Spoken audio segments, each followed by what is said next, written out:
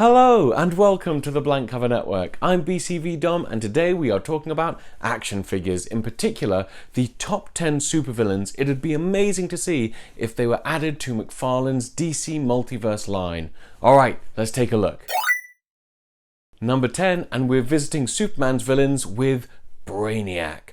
Brainiac is easily regarded as one of Superman's most deadly arch enemies, and Brainiac is a long-standing legacy enemy of Superman, and McFarlane have given us an array of Lex Luthors and other Superman villains, but we've yet to see Brainiac, so that's why he is at number 10 on this list.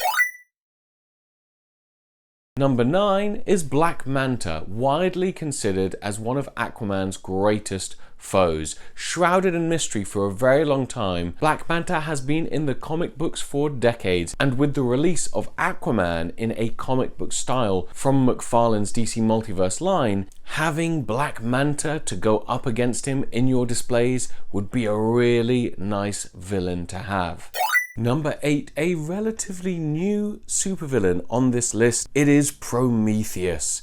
Created by Grant Morrison and Arnie Jorgensen, Prometheus debuted in the late 90s, taking on none other than the Justice League of America and nearly winning. And he has an incredibly cool looking costume, one that is very toyetic. His helmet with the grated visor, the antenna at the side, the over-the-top, potentially medieval looking shoulder pads, and a cape, plus the color purple would really make an action figure of Prometheus pop on the shelves. Number 7 is Killer Frost.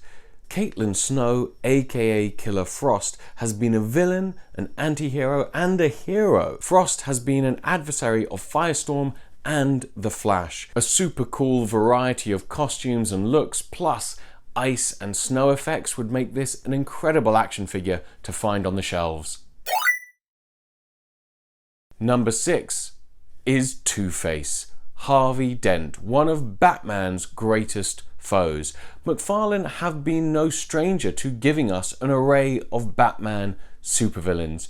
Killer Croc, Man-Bat, a plethora of Jokers, Harley Quinn, but we've yet to have Harvey Dent's Two-Face. And just considering how impactful Two-Face has been on Batman and the entire Bat family, it'd be a brilliant action figure to see brought to life by McFarlane's design team.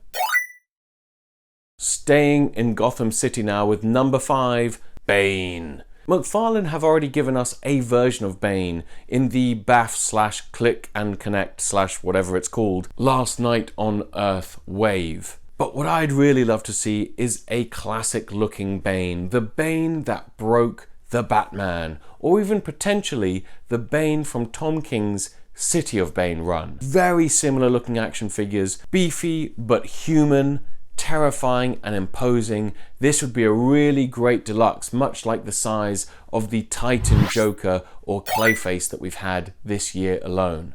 A classic looking Bane I would 100% pre-order. Number 4 is Cyborg Superman. Yes, one of the main components of the Reign of Superman story arc, and the opportunist who took the mantle of Superman after his death at the hands of Doomsday. Cyborg Superman was responsible for the destruction of Coast City and the ultimate demise of Hal Jordan in the early 90s. This would be an incredible action figure to add to the DC Multiverse line and a brilliant supervillain to go up against Superman himself. Sticking with Superman, number 3 is Doomsday. A couple of years ago, McFarlane released the Devastator action figure from Earth-1. This is when Batman sort of fused himself with some Doomsday DNA in order to defeat Superman. It was a wild story, but what I'm suggesting is that buck is not far off, giving us a brilliantly imposing, hefty, beefy, scary-looking Doomsday. The kind of Doomsday that killed Superman back in the early 90s.